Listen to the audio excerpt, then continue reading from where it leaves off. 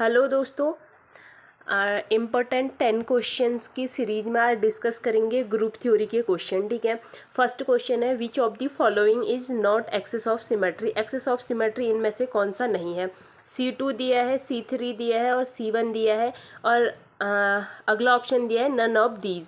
तो access of symmetry क्या होती है। एक्सेस ऑफ सिमेट्री की अगर बात करें तो एक्सेस ऑफ सिमेट्री का मतलब होता है अगर किसी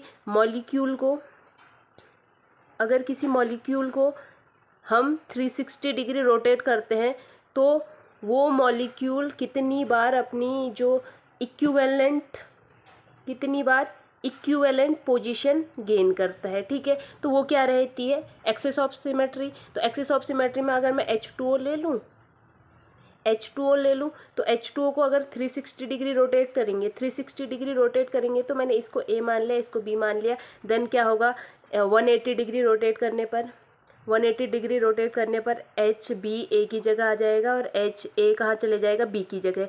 यानी कि 180 डिग्री रोटेट करने पर एक बार ये पोजीशन गेन कर ली। ठीक है। फिर 360 डिग्री रोटेट करने पर दोबारा यही आ जाएगा, मतलब 180 डिग्री रोटेट करने पर दोबारा यही आ जाएगा। इसका मतलब टोटल 360 डिग्री रोटेशन पर ये जो इक्विवेलेंट पोजीशन है वो कितने टाइम रिपीट हो रही है, 2 टाइम। तो ये इसमें कौन सी एक्सिस आएगी, इसमें आएगी C2 एक्सिस। C2 एक्सिस कहने का मतलब है कि 2 बार इसको अगर मैं 180 घुमा रही हूँ, यानी कि 360 डिग्री रोटेट करते टाइम 2 बार ये जो सेम पोजीशन है वो देखने को मिल रही है। ठीक है। तो ये तो एक्सिस ऑफ सिमेट्री हो गया। तो यहाँ पे C2 तो एक्सिस ऑफ सिमेट्री होता है, इसी तरीके से C3 भी होता है। आप BF3 का एग्जाम्पल ले सकते हैं। लेकिन अगर मैं C1 की बात करूँ तो अगर मैं इसको इस तरीके से एक ले लेते हैं, ऑक्सीजन HOCl ले लिया मैंने। अब इसको मैं 180 डिग्री रोटेट करूँगी तो इसकी इक्विवेलेंट पोजीशन नहीं आएगी। क्यों नहीं आएगी, क्योंकि Cl को कौन रिप्लेस करेगा, H रिप्लेस करेगा। यानी कि इक्विवेलेंट जो पोजीशन है, यानी कि इक्विवेलेंट मॉलिक्यूल नहीं मिल रहा है। ठीक है। इसका मतलब क्या होगा, इसको 360 डिग्री रोटेट करना पड़ेगा और 360 डिग्री रोटेट करने पर सेम मॉलिक्यूल मिलेगा। इसका मतलब यहाँ पर जो C है वो क्या होगा, एक ही टाइम हमें क्या हो रहा है, देखने को मिल रहा है। यानी कि जब हम इसको 360 डिग्री रोटेट करते हैं तो इक्विवेलेंट पोजीशन सिर्फ एक बार आ रही है। तो ऐसे कंपाउंड को एक्सिस ऑफ सिमेट्री में नहीं लिया जाता। एक्सिस ऑफ सिमेट्री में ऐसे कंपाउंड नहीं लिया जाता है, क्योंकि ये तो वही सब में प्रेजेंट होगा। 360 डिग्री किसी को भी रोटेट कर दो तो सेम पोजीशन मिल ही जाएगी। तो इसको एक्सिस ऑफ सिमेट्री में नहीं रखा जाता है। इसको कहा जाता है आइडेंटिटी, जो कि सब में प्रेजेंट होती है। कुछ भी ले आओ तुम, कहीं से उठा के कुछ भी ले आओ, उसमें आइडेंटिटी प्रेजेंट होगी। 360 डिग्री रोटेट करने पर सेम जो मॉलिक्यूल है वो मिल ही जाता है। ठीक है।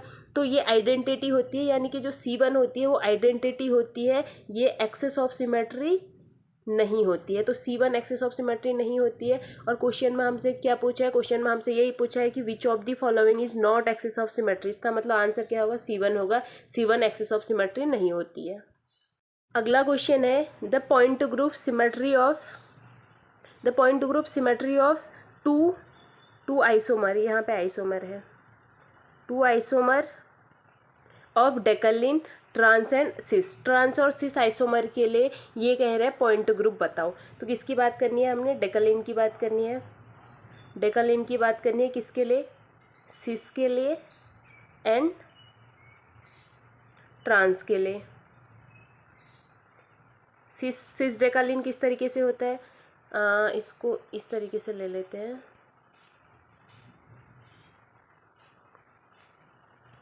यहाँ पे सिस डेकालिन बना ले, ये सिस डेकालिन है,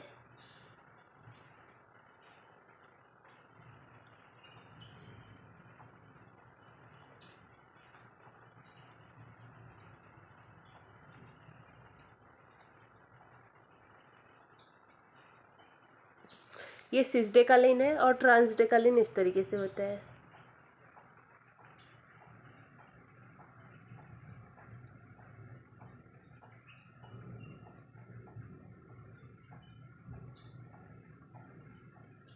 ठीक है।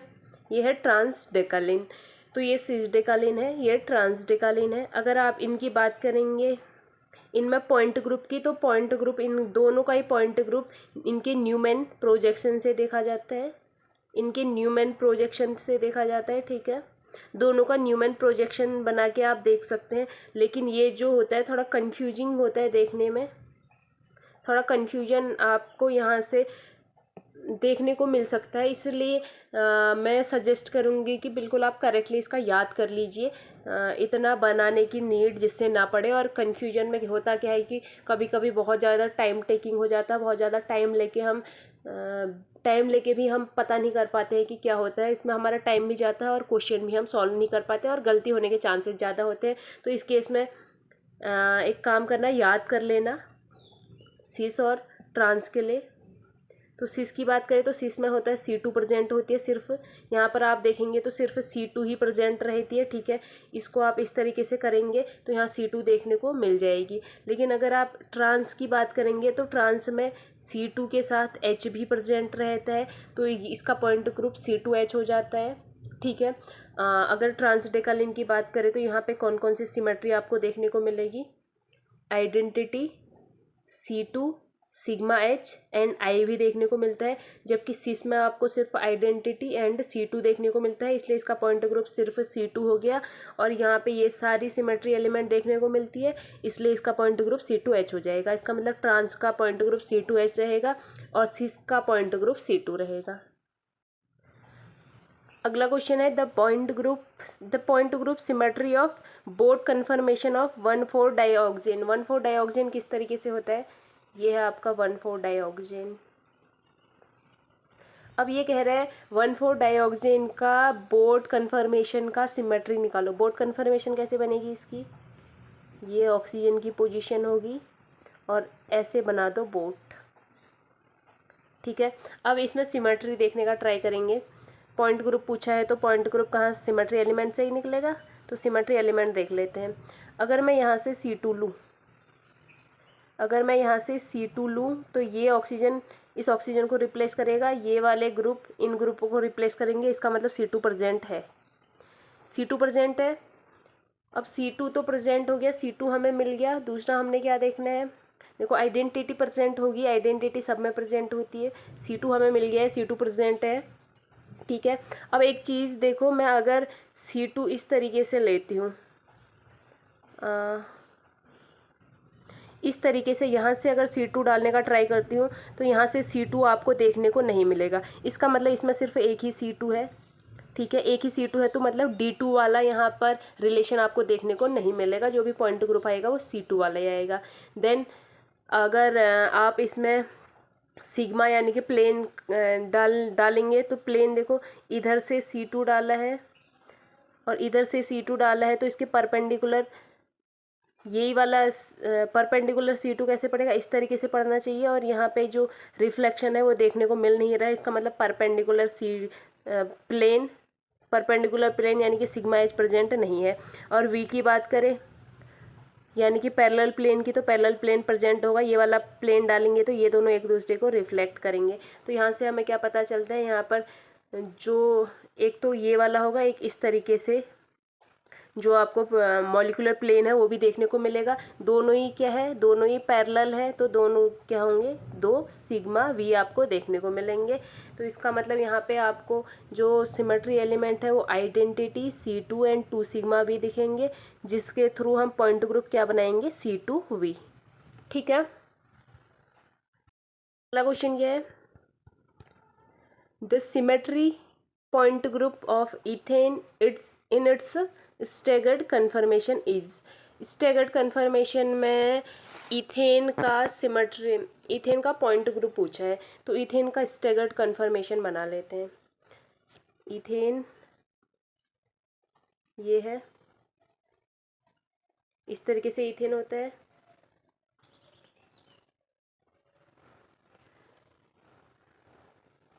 उसके बाद स्टेगर्ड है, स्टेगर्ड मेन टू से क्या होता है, इसमें ऊपर को है तो इसमें क्या होगा, नीचे को आपको देखने को मिलेगा इस तरीके से, ये स्टेगर्ड कन्फर्मेशन होता है, ठीक है।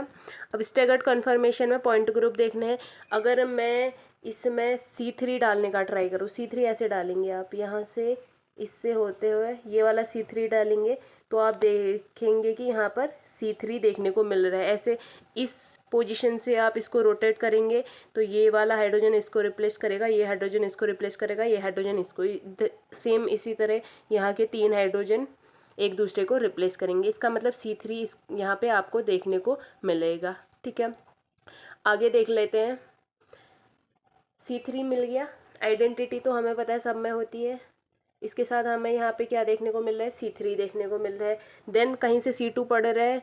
C2 देखो, अगर मैं ये वाला प्लेन डालती हूँ, अगर मैं यहाँ से एक एक्सिस डालती हूँ इस तरीके से, तो इसको इस तरीके से डालेंगे कि ये वाला H इसको रिप्लेस करे और ये H अगर इसको रिप्लेस करेगा तो ये दोनों H इन दोनों को रिप्लेस करेंगे। यहाँ इसका मतलब C2 यहाँ पे क्या हो जाएगी, पड़ जाएगी।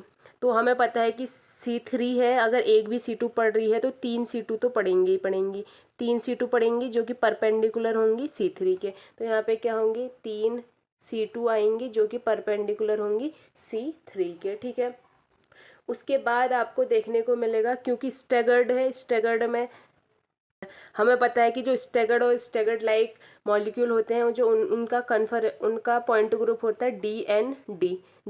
इसमें एन क्या होता है, N axis of symmetry, principal axis of symmetry, जो कि C3 होने वाली है। यहाँ से हमें क्या पता चलेगा कि इसका D3D होगा। इसको भी आप चेक कर सकते हैं। यहाँ से कोई H यहाँ पे कोई H सिग्मा H देखने को नहीं मिलेगा। सिग्मा H क्यों देखने को क्यों नहीं मिलेगा, क्योंकि ये प्रिंसिपल एक्सिस है। इस प्रिंसिपल एक्सिस के परपेंडिकुलर आप प्लेन डालेंगे तो ऊपर इस H को रिफ्लेक्ट करने के लिए ऊपर दूसरा H नहीं है। इसका मतलब सिग्मा H पड़ने वाला नहीं है। तो सिग्मा H नहीं होगा तो फिर क्या आएगा, D ही आएगा। तो यहाँ पे सिग्मा D आपको देखने को मिलेंगे। कितने सिग्मा D देखने को मिलेंगे, 3 सिग्मा D। हमें पता है जहाँ पे सिग्मा H नहीं होते हैं वहाँ पे जितने भी सिग्मा V होते हैं वो सब के सब क्या होते हैं, सिग्मा D होते हैं। तो यहाँ पे C3 है तो आपको 3 सिग्मा वी भी देखने को मिलेंगे, और वो 3 सिग्मा वी को हम सिग्मा वी ना कहेंगे, 3 सिग्मा डी कहेंगे। ठीक है, 3 सिग्मा डी कहेंगे तो इसका मतलब हमें यहाँ पे 3 सिग्मा डी देखने को मिल रहे हैं। तो इसका कन्फर्मेशन, इसका पॉइंट ग्रुप क्या होगा, पॉइंट ग्रुप देखो ये वाला रिलेशन देखने को मिल रहा है परपेंडिकुलर वाला, तो इसका मतलब डी होगा। प्रिंसिपल एक्सिस 3 है और प्लेन कौन सा है, डी है, डायगोनल, तो ये क्या रहेगा इसका पॉइंट ग्रुप D3D। तो आंसर भी क्या होगा, D3D। अगला क्वेश्चन है, the molecule that has an C6 symmetry element, इनमें से कौन से मॉलिक्यूल में C6 सिमेट्री एलिमेंट देखने को मिलेगा। तो C6 की अगर मैं S6 क्या बोल रही हूँ, इनमें से कौन सा मॉलिक्यूल होगा जिसमें आपको S6 देखने को मिलेगा। S6 क्या होता है, इम्प्रॉपर एक्सिस ऑफ सिमेट्री। ठीक है, यहाँ पर क्या रिलेशन होना चाहिए, यहाँ पर रिलेशन होना चाहिए CN परपेंडिकुलर सिग्मा H। क्या होता है ये, एक्सिस परपेंडिकुलर प्लेन, इसको इम्प्रॉपर एक्सिस ऑफ सिमेट्री भी कहते हैं। ठीक है, अब एक चीज़ मैं आपको यहाँ पे बता दूँ, यहाँ पे हमें B2H6 दिया है, एक टेट्राहेड्रल वाला दिया है, एक PH5 दिया है और एक दिया है ऑक्टाहेड्रल वाला। तो इसमें से एक चीज़ मैं आपको बता देती हूँ, जो ऑक्टाहेड्रल होता है, ऑक्टाहेड्रल के लिए हमेशा सिमेट्री एलिमेंट होते हैं, वो कौन कौन से रहते हैं। ऑक्टाहेड्रल के लिए सिमेट्री एलिमेंट रहता है आइडेंटिटी, 3C4, 4C3, पढ़ते हैं ना ये हम ग्रुप थ्योरी में, 6C2, 6 सिग्मा डी, ये याद रखना, ये हमेशा सेम रहते हैं ऑक्टाहेड्रल के लिए। 3S4, 4S6, identity inversion and 3 sigma H। ठीक है, तो यहाँ पे आपको क्या देखने को मिल रहा है, S6। तो जहाँ पे भी इस तरीके से क्वेश्चन दिया हो और ऑक्टाहेड्रल का एग्जाम्पल दिया हो तो सीधा ऑक्टाहेड्रल वाला टिक कर देना, क्योंकि उसमें S6 देखने को मिलता है। तो यहाँ ऑक्टाहेड्रल वाला SF6 है, यही आंसर रहेगा। ठीक है, उसके बाद अगर मैं टेट्राहेड्रल की बात करूँ तो जो टेट्राहेड्रल के सिमेट्री एलिमेंट होते हैं वो होते हैं identity, 4C3, 6C2, 6 sigma D and 3S4। यहाँ पर S6 आपको देखने को नहीं मिलेगा। ठीक है, तो इसका मतलब टेट्राहेड्रल तो ये नहीं होने वाला है, तो टेट्राहेड्रल वाला यहाँ से एलिमिनेट हो जाएगा। उसके बाद B2H6 है, B2H6 को देख लो। B2H6 हमें पता है किस तरीके से होता है,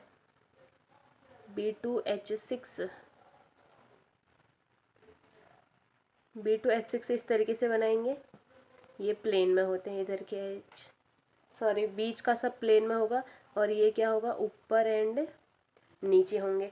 अब आप इसका अगर यहाँ पे सिमेट्री एलिमेंट देखेंगे तो यहाँ पे आइडेंटिटी तो होगी, C2 आपको देखने को मिलेगी, C2 डाल दो, ये वाला C2 डाल दो, आगे का पीछे रिफ्लेक्ट करेगा, पीछे का आगे रिफ्लेक्ट करेगा, तो यहाँ पे C2 आपको देखने को मिल जाएगी। उसके बाद अगर मैं बात करूँ तो ये वाला C2 भी देखने को मिलेगा और ये C2 देखने को मिलेगा, तो क्या यहाँ से क्या गेन करेंगे, 2C2 परपेंडिकुलर C2 वाला कॉन्सेप्ट रिलेशन। उसके बाद सिग्मा एच आपको देखने को मिलेगा, क्योंकि ये C2 है, परपेंडिकुलर प्लेन अगर यहाँ पे पड़ रहा है, परपेंडिकुलर प्लेन पढ़ने का मतलब सिग्मा एच प्रेजेंट होगा, इन्वर्जन रिलेशन प्रेजेंट होगा, क्योंकि एक पॉइंट से अपोजिट साइड जाने पर हमें सेम एलिमेंट देखने को मिल रहे हैं। उसके बाद 2 सिग्मा वी भी यहाँ पे प्रेजेंट होंगे। यहाँ से ये वाला C2 आएगा तो एक सिग्मा वी इस तरीके से होगा, दूसरा क्या होगा, इस तरीके से आपको देखने को मिलेगा। सॉरी, एक सिग्मा ग्रीन पेन से इसी के ऊपर डाल देते हैं, समझ जाओगे। एक सिग्मा वी यही वाला पड़ेगा, ठीक है, एक सिग्मा वी ये पड़ेगा, नो ये वाला नहीं पड़ेगा, जो ये वाला बता रही हूँ ये नहीं पड़ेगा। क्यों नहीं पड़ेगा, क्योंकि एक आगे की तरफ है, दूसरा पीछे की तरफ, इस तरीके से है। ये C3 पढ़ने वाला है, सॉरी C2, ये C2 आएगा, तो इसका अगर सिग्मा वी की बात करेंगे तो सिग्मा वी ऊपर से नीचे की तरफ, सिग्मा वी आपको देखने को नहीं मिलेगा यहाँ पे।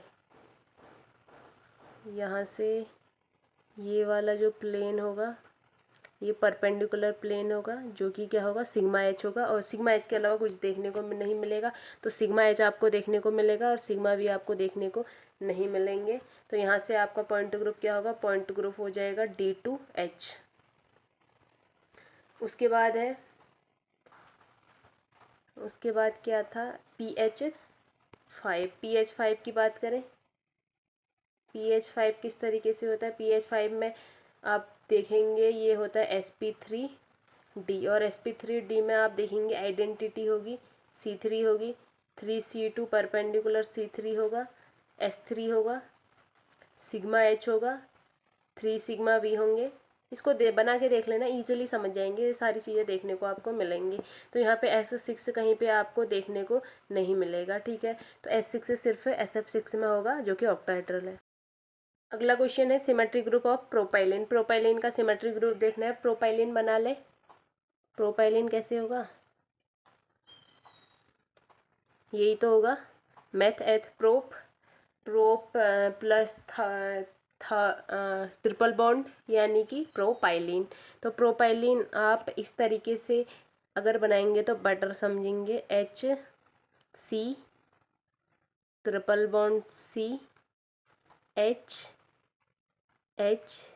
एंड H, ये किसके जैसा दिख रहा है, ये दिखेगा आपको जस्ट लाइक NH3, NH3 के जैसा दिख रहा है, जहाँ पे NH3 में यहाँ पे लोन पर इस पोजीशन पे लोन पेयर हुआ करता था और नीचे इसी तरीके से H होते थे, ठीक है।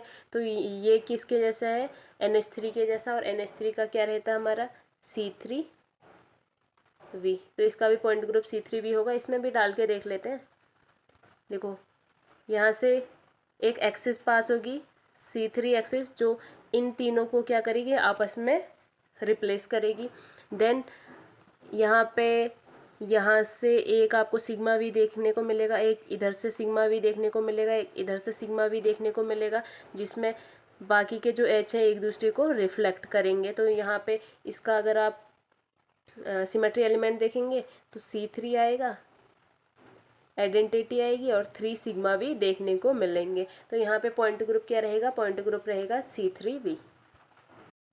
अगला क्वेश्चन है the symmetry point group of most stable geometry of the following molecule. इस मॉलिक्यूल की जो स्टेबल ज्योमेट्री होगी उसका पॉइंट ग्रुप निकालो, कह रहा है। स्टेबल क्या रहेगी, इस तरीके से ये कंपाउंड है, ठीक है, इसी तरीके से रहेगा ये एलिन फॉर्म में।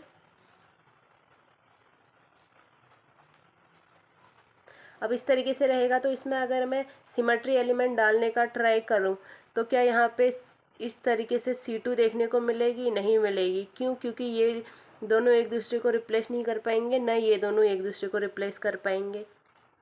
उसके बाद अगर मैं ये ऊपर से नीचे की तरफ C2 डालने का ट्राई करूँ, ये वाला C2 डालने का ट्राई करूँ, देन हम कह सकते हैं कि ये इसको रिप्लेस कर सकता है और ये इसको रिप्लेस कर सकता है। तो यहाँ आइडेंटिटी के साथ C2 तो प्रेजेंट है, लेकिन उसके अलावा आपको कुछ देखने को नहीं मिलेगा। उसके अलावा मेन टू से यहाँ पर न तो सिग्मा वी है, ये C2 डाला है, तो ये वाला जो रिलेशन है इसमें ये प्लेन है, प्लेन पर इधर कोई H नहीं है क्योंकि ये आगे की तरफ है, तो यहाँ पे सिग्मा वी आप नहीं कहेंगे। सिग्मा वी की अगर मैं बात करूँ तो सिग्मा वी यहाँ पे प्रेजेंट नहीं है। सिग्मा एच ऐसे पड़ेगा तो यहाँ पे सिग्मा एच भी देखने को नहीं मिल रहा है क्योंकि ये एक दूसरे को रिप्लेस नहीं कर सकते हैं, तो यहाँ पे सिग्मा एच भी नहीं है। तो यहाँ पे सिर्फ आइडेंटिटी और C2 है, और जब आइडेंटिटी और C2 होते हैं तो पॉइंट ग्रुप क्या होता है? पॉइंट ग्रुप सिर्फ C2 ही रहता है, ठीक है। तो इसका पॉइंट ग्रुप क्या होगा? C2। अगला क्वेश्चन है the molecule that possess C4 symmetry element is, इनमें से कौन सा मॉलिक्यूल है होगा जिसमें C4 प्रेजेंट होगा, ठीक है। एक चीज़ हमेशा ध्यान रखना, जो planar and planar like molecule होंगे, planar and planar like molecule होंगे, उनमें अगर S प्रेजेंट है यानी कि improper axis of symmetry present है तो वो किसके इक्वल होगी? वो होगी Cn के इक्वल। Cn के इक्वल मीन टू से अगर C6 है तो S भी 6 होगा, C3 होगा तो S भी 3 होगा, ठीक है। और अगर प्लेनर ना हो कि स्टेगर्ड हो, क्या हो? स्टेगर्ड लाइक मॉलिक्यूल हो, staggered and staggered like molecule हो, देन आप यहाँ पे देखेंगे कि जो Cn और Sn का रिलेशन होता है वो कैसा रहता है? 2n करके, यानी कि Cn होगा तो S जो होगा 2n करके प्रेजेंट होगा, C3 होगा तो S 6 होगा, ठीक है। तो अब यहाँ पे देख लेते हैं, अगर इथाइलिन की बात करूँ तो इथाइलिन किस तरीके से रहता है? इथाइलिन ऐसा होगा, इथाइलिन इस तरीके से होगा, यानी कि ये क्या है? प्लेनर है, प्लेनर है तो इसमें C2 प्रेजेंट है, तो C2 प्रेजेंट है तो S कौन सा होगा? 2 होगा। S2 को S कहते भी नहीं है, S2 को I कहते हैं, इन्वर्जन सेंटर, ठीक है। तो यहाँ पे I प्रेजेंट होगा, S4 प्रेजेंट नहीं होगा। देन एलीन है, एलीन किस तरीके से होता है? ये इस तरीके से एलीन प्रेजेंट रहता है, ठीक है। अगर इस तरीके से एलीन प्रेजेंट होगा तो आप यहाँ पे देखेंगे ये C2 प्रेजेंट है, ये वाली C2 प्रेजेंट है, लेकिन ये जो है देखो ये प्लेन वाला पोर्शन है, ये प्लेन वाला पोर्शन नहीं है। इसका मतलब ये कैसा है? ये प्लेनर ना हो कि ये कैसा है? स्टेगर्ड है, स्टेगर्ड लाइक मॉलिक्यूल है। कैसा है? स्टेगर्ड लाइक है। स्टेगर्ड लाइक में क्या होता है? सेम एक प्लेन में है तो दूसरा प्लेन में नहीं होता है, ठीक है। तो इसको कहते हैं staggered like molecule. Staggered like है तो यहाँ पे जो C2 है वो क्या करेगा? यहाँ पे अगर S होगा तो S क्या होगा? 2n करके होगा, तो S 2n करके होगा तो C क्या है? 2 है, C2 है तो S क्या होगा? 4 होगा। तो हमारा यही आंसर रहने वाला है, यानी कि एलीन ही क्या होगा? करेक्ट आंसर होगा। उसके बाद बेंजीन की बात करें तो बेंजीन क्या होता है?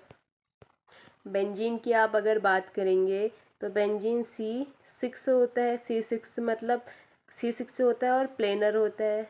बेंजीन तो आप सबको पता ही है ना, ये है बेंजीन। प्लेनर होता है, सबके सब sp2 कार्बन होते हैं, तो प्लेनर होता है तो इसका मतलब क्या होगा? इसमें S प्रेजेंट रहेगा तो वो क्या होगा? 6 होगा, ठीक है। इसी तरीके से 1,3 ब्यूटाडाइन है। 1,3 ब्यूटाडाइन कैसा होगा? CH3 CH2 CH2 CH3, 1 और 3 पोजीशन पे 2 डाईइन है, एक यहाँ पे डाईइन है, एक यहाँ पे डाईइन है। इसका मतलब H थोड़ा कम होंगे, H2H2। इसका आप देखेंगे तो ये भी प्लेनर, देखो ये प्लेन में होगा, ये आउट ऑफ प्लेन होगा, ये फिर प्लेन में आ जाएगा, तो ये कैसा रहेगा? प्लेनर रहेगा। और ये प्लेनर रहेगा, इसमें C2 प्रेजेंट हो गई तो वो क्या रहेगी, S2 ही रहेगी। S2 मीन्स I होता है, इसका मतलब यहाँ भी S4 प्रेजेंट नहीं रहेगा। तो आंसर हमारा क्या रहेगा, आंसर हमारा रहेगा एलीन। और ये जो कॉन्सेप्ट है वो हमने यहाँ से सीखा है, इसको बिल्कुल याद कर लेना। अगला क्वेश्चन है the molecule with a C2 axis of symmetry, इनमें से किस में C2 axis of symmetry present है। तो सारे मॉलिक्यूल बना के दिखा देती हूँ। ये है BCl BH2Cl जो कि sp2 होगा। ये है आपका CH3Cl जो कि sp3 होगा। ये है NH2Cl जो कि sp3 होगा। और लास्ट में दिया है आपको HOCl।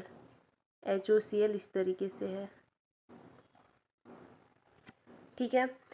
अब यहाँ पे C2 एक्सिस किस में दिख रही है, अगर ये डालूँ तो इसमें C2 है, ये डालो यहाँ पे C3 है।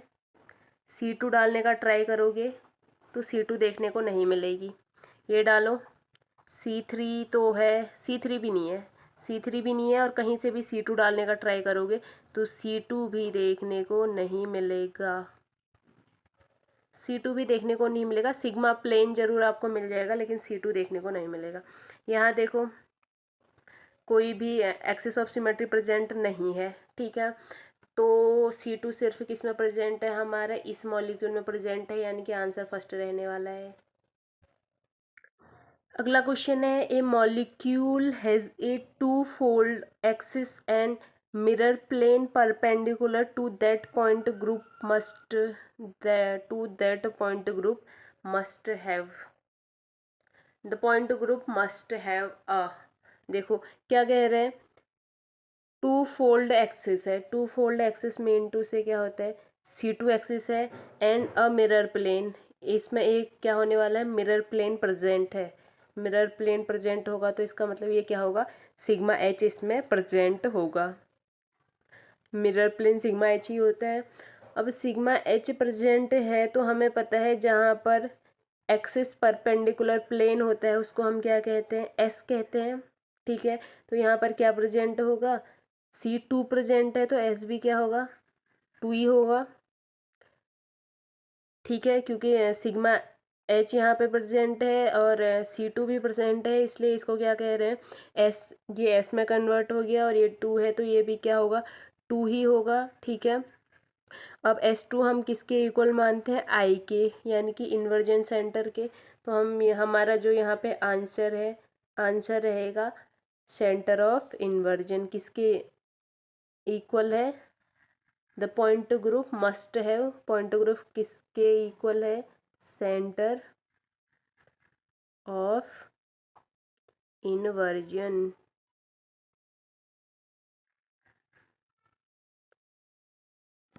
सॉरी, सेंटर ऑफ इन्वर्जन, ये हमारा आंसर होगा, ठीक है। आज के 10 क्वेश्चन यही हैं। आई होप कि क्वेश्चन इम्पोर्टेंट लगे होंगे। क्वेश्चन इम्पोर्टेंट है, अगर ग्रुप थ्योरी पढ़ी है तो इनको बिल्कुल एक बारी खुद करने का ट्राई करना, देन उसका सॉल्यूशन देखना, ठीक है। आज का वीडियो इतना ही रखते हैं। Thank you so much, bye bye.